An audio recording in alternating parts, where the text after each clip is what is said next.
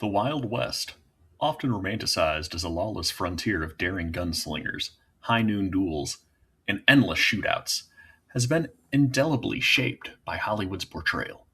From the early silent films of the 1900s to classics like The Good, the Bad, and the Ugly, as well as Tombstone, cinema has crafted an enduring image of the American West, which lasted roughly from 1865 to 1895 as a place of constant danger, heroic individualism, and moral clarity.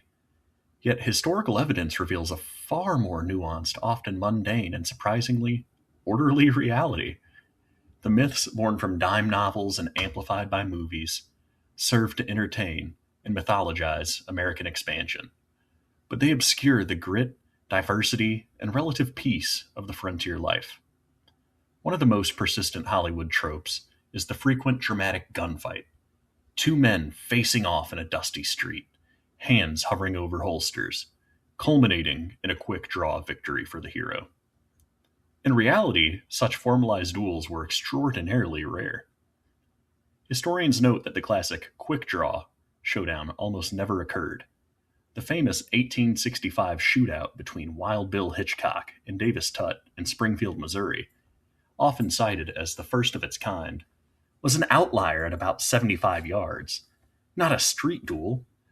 Most violence was impromptu, close range, alcohol fueled, and messy, often saloons over disputes involving money, cards, or personal grudges. Gunfights rarely ended neatly with one clean shot. Black powder smoke obscured vision, multiple rounds were fired, and bystanders were frequently hit.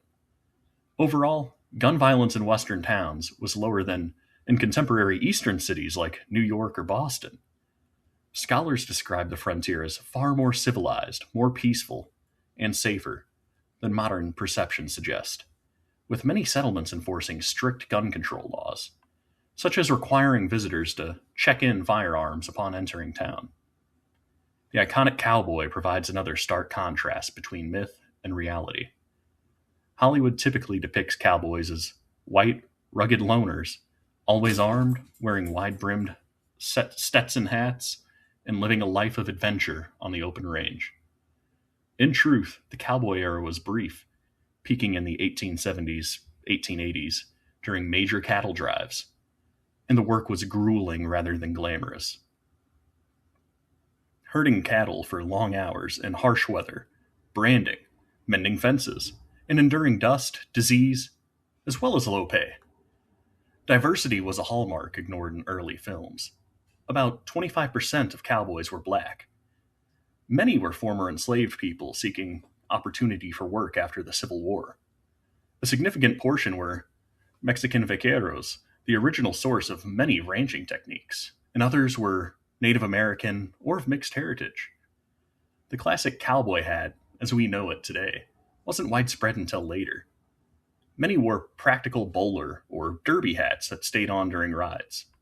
Moreover, most cowboys did not own or carry guns routinely. Only about 25% did, since firearms were expensive and often unnecessary for daily labor. The broader frontier myth portrays the West as an empty, free land, ripe for the taking, where settlers conquered wilderness and savages through individual heroism. This narrative, rooted in the ideas of manifest destiny, downplays the human cost. The land was inhabited by indigenous nations for millennia. Westward expansion involved violent displacement, broken treaties, and military campaigns.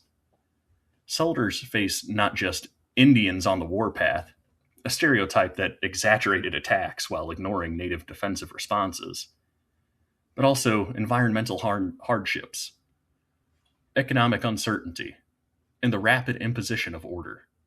Towns quickly established laws, courts, and sheriffs. Banks were regularly robbed, compared to popular tales. And the lawless image often stemmed from sensationalization, Eastern press, and fiction. Hollywood's version served cultural purposes. It celebrated American individualism, justified expansion, and provided escapism. Directors like John Ford emphasized epic landscapes and moral binaries, civilization versus wilderness.